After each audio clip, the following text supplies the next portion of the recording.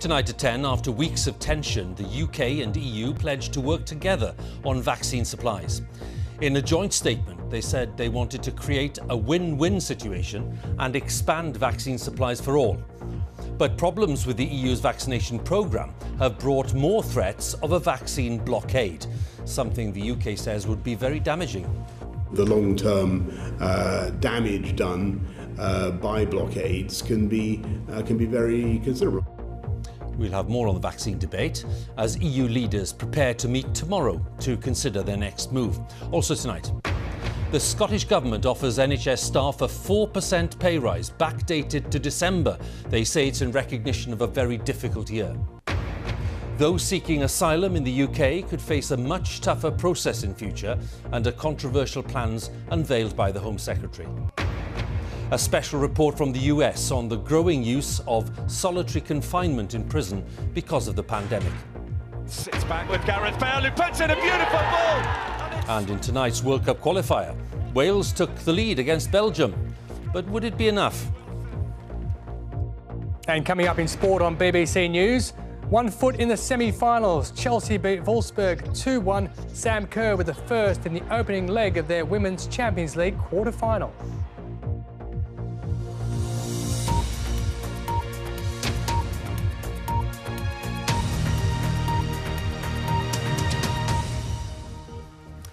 Good evening. After weeks of tension between the UK and the European Union over the distribution of vaccines, a joint statement has been issued pledging to work together to improve communications in relation to the pandemic.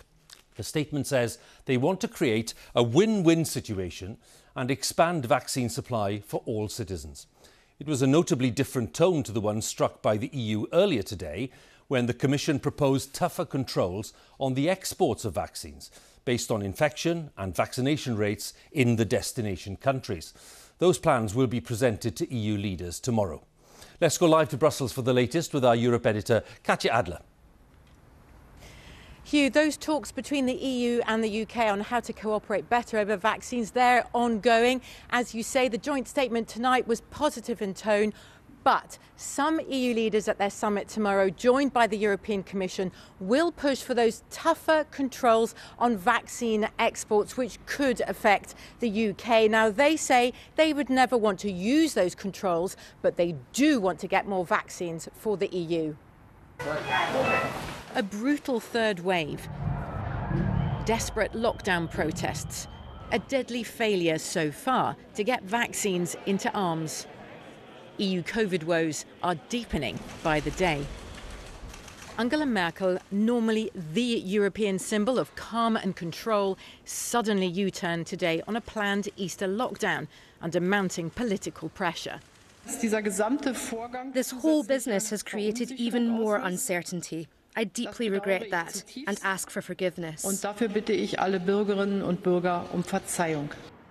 Across the EU, there is growing frustration at a rollout far slower than the UK's. Some blame their government, others the European Commission.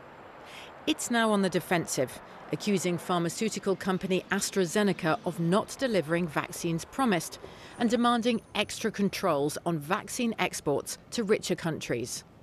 If AstraZeneca had delivered exactly the number of doses which was planned, like they did in the UK, we will be today exactly at the same rate of vaccination as the UK. So we have been heavily penalised, heavily. On the other hand, you have EU governments like France or Spain that are sitting on millions of AstraZeneca jabs and not using them. I'm not sure it's millions, but that's a very good point. We need to accelerate now the campaign. We need then to make sure that member states will be able to have the logistics able to do this. And it's true that in the UK, the British government did pretty well in this first phase. The EU says it's already exported over 40 million jabs in the last 2 months, a quarter of those to the UK. Existing export controls, used once so far, allow Brussels to keep hold of vaccines made by companies that owe jabs to the EU. Now the Commission also wants to be able to block exports according to reciprocity. If the country in question has production facilities but doesn't send jabs to Brussels, and proportionality, if its vaccine rollout is ahead of the EU. We're not after an export ban, says the Commission. We just want to secure vaccine supply. But the world outside is accusing the EU of vaccine nationalism. And not even all EU leaders are convinced about these new controls. Some worry they'll disrupt the global supply chain for vaccines, and others that it will further damage already strained post-Brexit relations with the UK. Ahead of their summit, EU leaders promise vaccine campaigns will take off soon, one way or another. But rising death and infection rates mean the short term looks bleak. Katia Adler, BBC News, Brussels. Well, earlier today, Boris Johnson warned that he hadn't ruled out retaliation measures if the EU went ahead with plans to block the export of vaccines to the UK. The Prime Minister, answering questions from a parliamentary committee this afternoon, was also asked about the easing of restrictions. And he suggested that pub landlords could demand proof that customers had been vaccinated. Our political editor, Laura Kuensberg, has more details.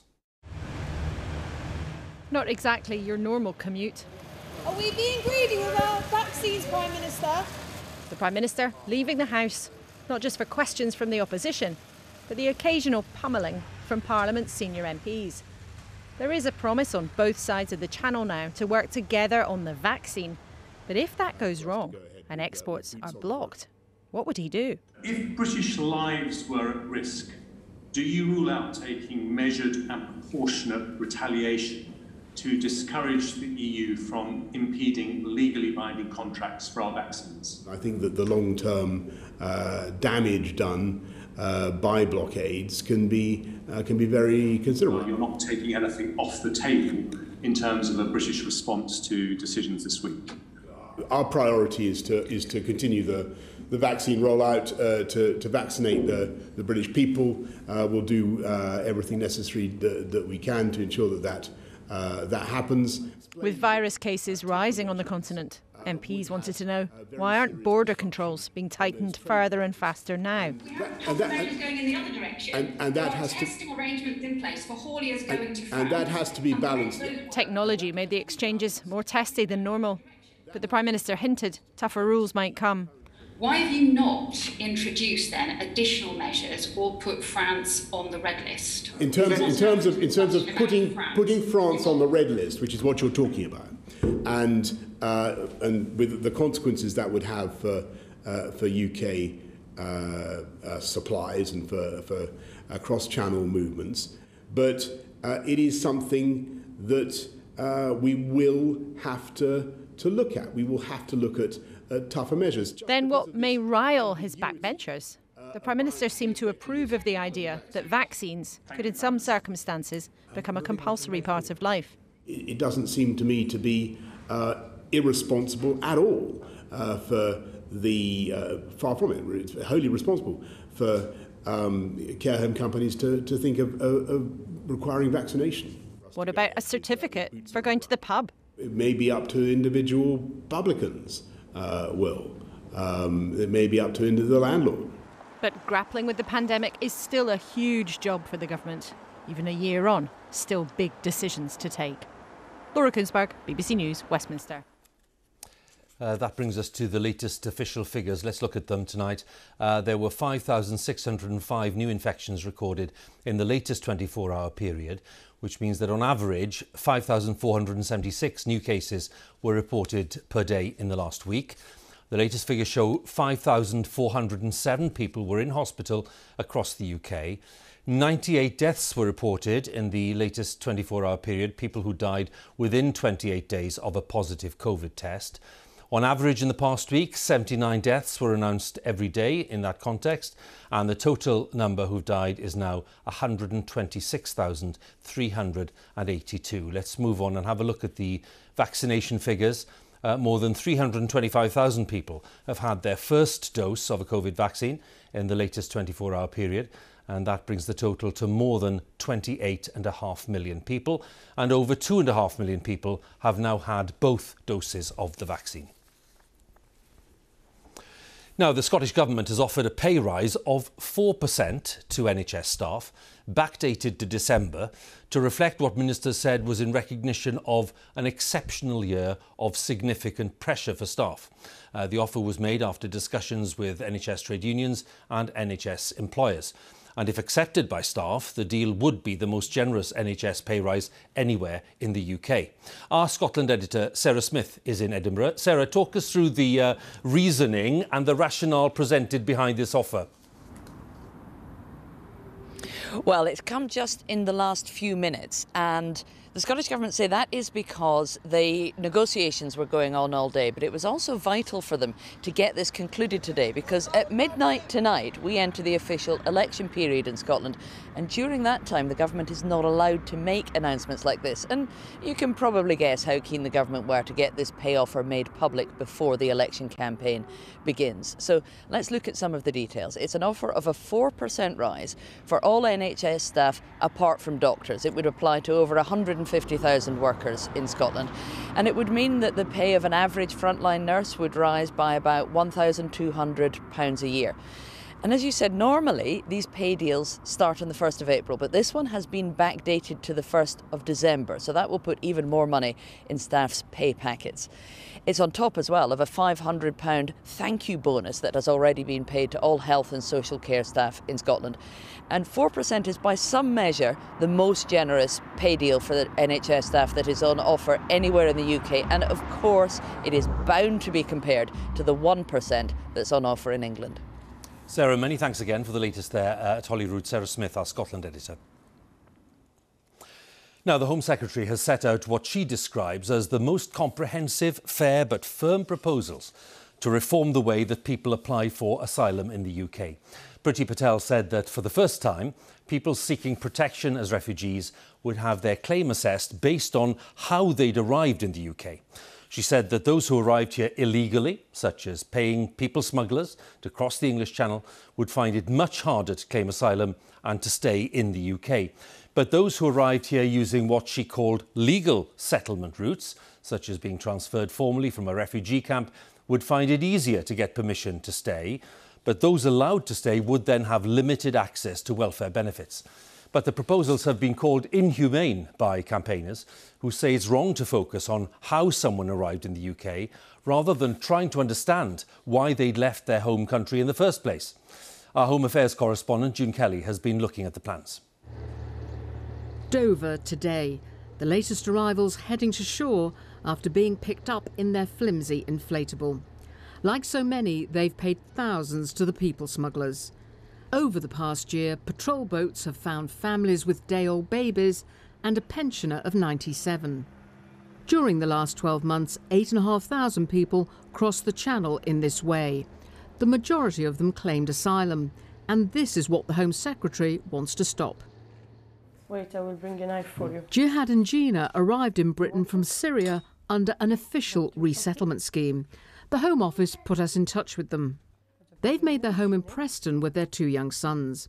They'll always be grateful for the support they received right from the start. They provide lots of help. They show us the local area. They were doing lots of support and help. During the pandemic, Jihad used his skills as a tailor to make hospital garments. It was a hard work. He made me proud. I'm so proud of him. I have to return the favour for this country, for the British people. The Home Office stopped them from answering questions about their fellow Syrians who travel to this country on lorries and boats. The sort of migrants the Home Secretary was focusing on in the Commons today. Our system is collapsing under the pressure of parallel illegal routes to asylum, facilitated by criminal smugglers. The existence of parallel routes is deeply unfair, advancing those with the means to pay smugglers over those in desperate need. The reality is, the measures outlined today will do next to nothing to stop people making dangerous crossings, and they risk withdrawing support from desperate people. So how does the UK compare when it comes to numbers claiming asylum? Well, in 2020, the figure here was just over 36,000. For the rest of Europe, in Germany it was nearly 122,000, in France more than 90,000, Italy lower than the UK at 26,000, with Spain at more than 88,000. And there is an international law. Zigazgi Michael is now a British citizen after claiming asylum when he arrived here on a lorry. He works and volunteers with the charity Citizens UK. In his native Eritrea, he was a judge. He fled after being imprisoned for refusing to compromise on his judicial independence. He doesn't believe he broke the law in the way he came to Britain. Refugees don't have a choice, an option. Sometimes to save life, you have to do something extraordinary. To stop criminals make money should not compromise the right of refugees to get a sanctuary. So while many migrants say this is their only option, the message from ministers is that they will not be welcome if they arrive in this way. June Kelly, BBC News. The former First Minister of Scotland, Alex Salmond, is set to take new legal action. This time it's related to the conduct of the Scottish Government's top civil servant. Mr Salmond claimed that the Permanent Secretary, Leslie Evans, had failed to take responsibility for the government's mishandling of harassment claims made against him. First Minister Nicola Sturgeon, who's been cleared of breaking the ministerial code over this matter, said that she still had confidence in Leslie Evans. Now, when the number of coronavirus infections peaked in England in January, there was an unprecedented number of patients being treated in intensive care. The pressure on beds was intense, and to make sure that people were receiving the best treatment, thousands of patients were moved between hospitals. And doctors have now spoken for the first time about the scale of that operation. They've been talking to our health correspondent, Sophie Hutchinson. The all too familiar images from this winter as the second wave took hold. But these pictures captured a little-known operation that saw hundreds of desperately sick COVID-19 patients moved between hospitals because of intensive care bed shortages. Ashley Harvey, a chauffeur, was one of them. The week in January when he was admitted to the Royal Stoke Hospital with breathing difficulties was the peak of the pandemic for the NHS. Days later, despite being in an induced coma and on a ventilator, he was transferred to hospital in Salford, 1 hour away, to make room for a surge of patients coming up from the south. I'm aware that they had 9 patients come from London. They were having displacement patients coming into the hospitals up and down the country. And so you needed to be moved on because of that? Yeah, somebody would have made a difficult decision. The fact that they were saying that he is well enough to do that journey and make space for someone that's worse, and it's insane to think that someone can be worse because he was very poorly, sort of gave us a bit of hope, and it was sort of a positive thing. The latest figures show during the second surge, more than 2,300 critically ill patients were moved around the UK because ICUs were so full. 1 in 8 patients had to be moved from hotspots in London and the Midlands. More than a quarter of patients went on longer journeys. The BBC has learned among the furthest were West Midlands to Devon, 160 miles, Birmingham to Newcastle, 200 miles, and Surrey to Tyne and Wear, 300 miles. Moving critically ill patients and on this unprecedented scale required exceptional expertise because it's so high risk. Back last summer, medical staff who saw bed shortages coming raced to train specialist transfer teams, source ambulances and medical equipment. This doctor was instrumental in setting up the operation in London. No one wants their patients to be taken away from them to complete their journey of care at another centre. But they also were very acutely aware that was the only option to preserve access to life support. When we were taking patients across from hospitals that were close to their critical levels of oxygen supply or the last ventilated bed to hospitals that were under somewhat less pressure was absolutely life-saving. We're still a little bit over 100% capacity. In Birmingham, doctors told me at its worst, a staggering 40% of intensive care patients in some hospitals had to be moved, and that without the transfers, more would have died. We would have seen scenes like Northern Italy, where at one point hospitals were overwhelmed and they were talking about triaging by age. Scenes like New York, where some hospitals had mortality rates that were 5 times higher than others because they were working on a 7-to-1 staffing ratio. I think the transfer service, it was one of the winners during this pandemic.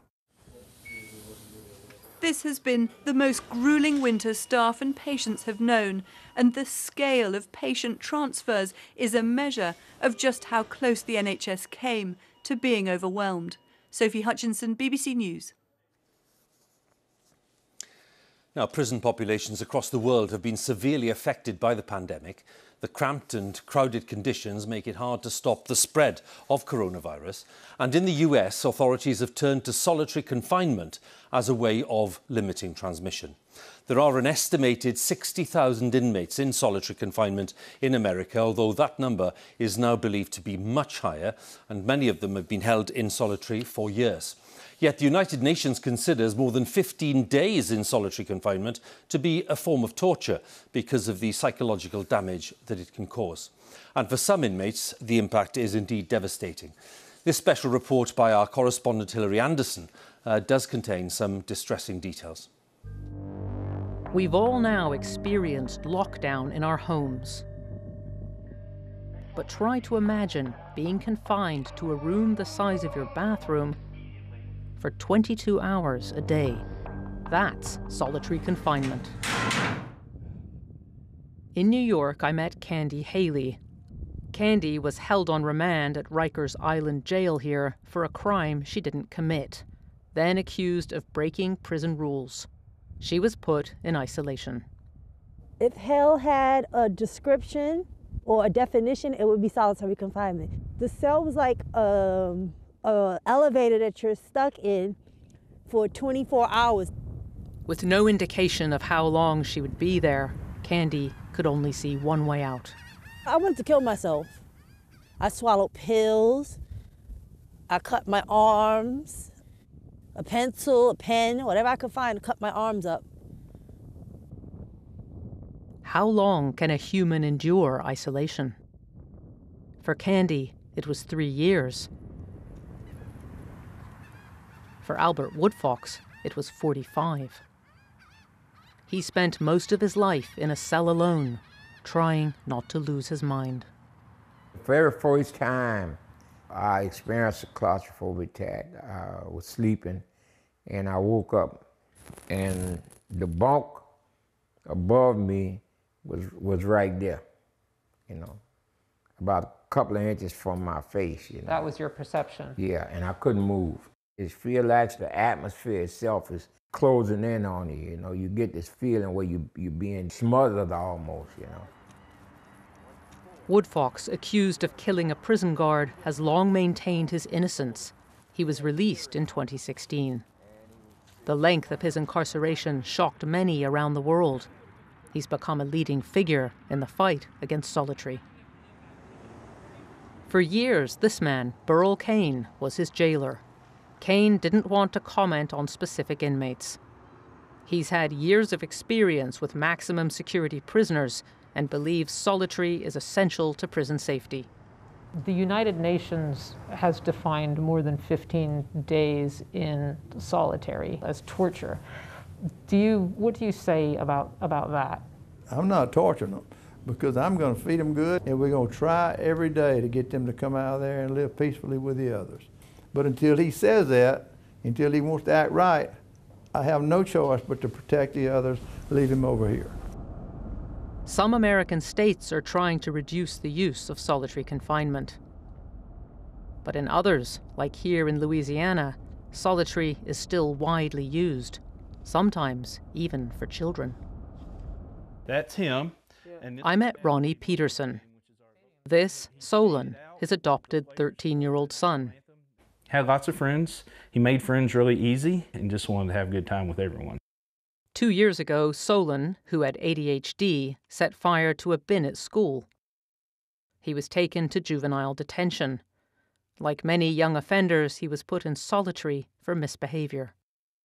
I could talk to him through a little bitty 4-inch window, and you could tell it was kind of breaking him down. We were told that he was going to get out that night or at the latest the next morning.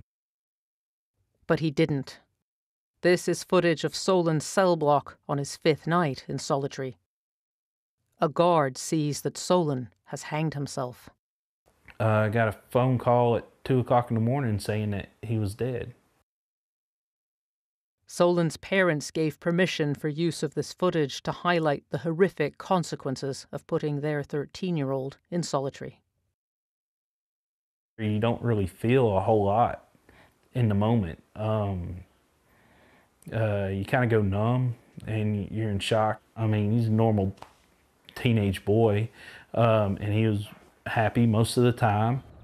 Solon's family thinks solitary confinement should be banned, but many Americans would see that as going soft on prisoners.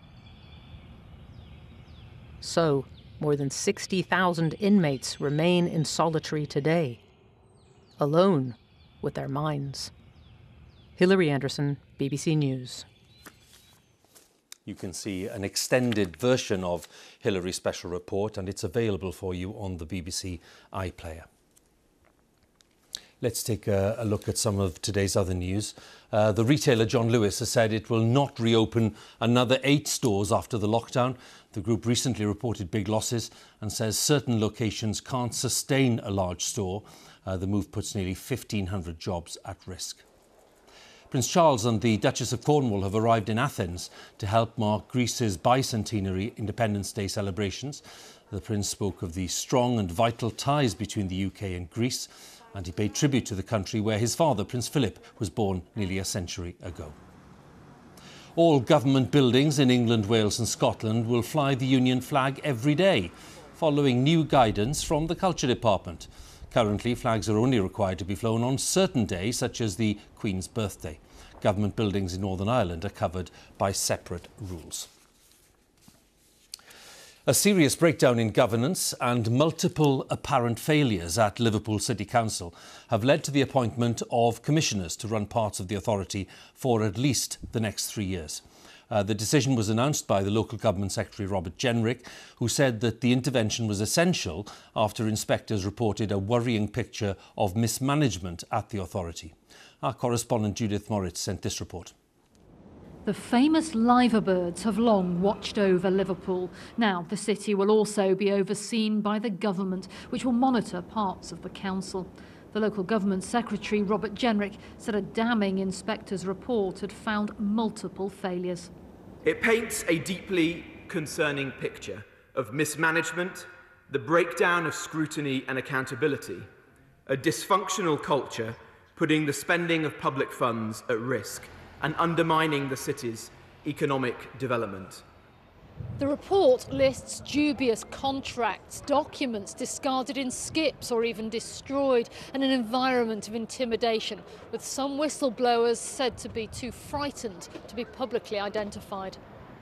Independent commissioners will work with the council to make improvements. How can you give the people of Liverpool the confidence that this is going to be sorted out? We fully accept the recommendations. We're not hiding from that at all, and we are absolutely determined to put these issues right and re-earn the respect of the people of Liverpool and all of the partners and stakeholders that we work with.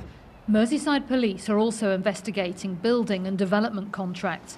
5 men were arrested last year, including the former mayor, Joe Anderson, who denies any wrongdoing and has not been charged with any offences. Tonight he said that under his leadership the city has been transformed. The current acting mayor says local politicians will still have a say despite the intervention. It's not a takeover of the city. It's commissioners coming in to oversee and observe the role of that department at this point in time. I think the Secretary of State was really clear though. You know, if we were not cooperative with that, then further tougher measures would have been taken. The Liberal Democrats say the post of City Mayor should be abolished altogether. So what do Liverpudlians think about the government getting involved? I wouldn't like the government in London to take over and say, oh, you can't do this or you can't do that, because they don't live here. I think they should at least come in and just sort it all out and then move back on, you know what I mean? Because it's gone on for years, this, in Liverpool. There'll be checks on the council's progress every 6 months. The government expects its intervention to last for a minimum of 3 years. Judith Moritz, BBC News, Liverpool. Now, one of the world's most important shipping routes, the Suez Canal in Egypt, has been blocked by a grounded giant container ship. More than 10% of global trade passes through the canal, which connects the Mediterranean Sea to the Red Sea. The hold-up has sent oil prices to higher levels on the international markets. Our global trade correspondent Darshini David has the story. There are bottlenecks on the daily commute, and then there's this. A ship the size of the Empire State Building blocking one of the busiest shipping lanes after it was run aground by strong winds, it's claimed. Behind the stricken ship Ever Given, owned by operator Evergreen, is a mounting queue of marine traffic, carrying cargo from oil to clothes and food. Wherever they hail from, China, the Middle East or South Asia, they're going nowhere. Seen from above, the problem's clear. Ships have grown to match our appetite to consume more, but they're ill-suited to a waterway that's just 205 metres wide. This canal, connecting the Red Sea and the Mediterranean, was originally built 150 years ago. It's still crucial for modern trade. The Ever Given ran aground at 5:40 on Tuesday morning. It's one of 52 ships a day that travel through this passage of water.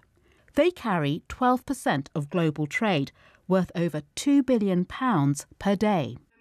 There is no easy alternative route, so this disruption could be costly. The Suez Canal is blocked for, the third time in its history. How damaging could that be to global trade? If we think about exports from China, they will take about 10% longer in terms of shipping time to arrive at their destination. And when we think about the importance of Chinese products for the production of goods all over the world, we have to be worried that this will have major consequences. They're hoping tugboats, diggers and the tide will refloat the ship. Tonight, a side channel has been opened to divert some traffic, but it could take weeks to deal with the consequences of this disruption. However mighty the forces of globalisation, we're all vulnerable to the whims of nature. Darshini David, BBC News. Tonight's football now, and Wales have been playing Belgium in a World Cup qualifier. There are highlights after the news on Match of the Day in Wales, but if you want to know what happened, I'm not sure that I do, here's Andy Swiss. It's more than 60 years since they reached a World Cup, and Wales's latest bid to qualify began in the toughest way possible. According to the rankings, Belgium are the best in the business, but it was Wales that was soon playing like it. With Gareth Bale, who puts in a beautiful ball. Harry Wilson rounding off one of the most breathtaking moves you could wish to see. How good was that? But having fallen behind, Belgium turned on the brilliance. First, Kevin De Bruyne blasted them level, and when a defensive slip was gratefully accepted by Torgan Hazard, the hosts were ahead at the break. After it, Wales ramped up the pressure, Gareth Bale taking the acrobatic route, but it wasn't to be. And when a wild tackle from Chris Meffam gifted Belgium a penalty, Romelu Lukaku ensured there was no coming back. A 3-1 win for Belgium. For Wales, a pretty decent display, but ultimately disappointment. Andy Swiss, BBC News. That's it. Now on BBC One, time for the news where you are. Have a good night.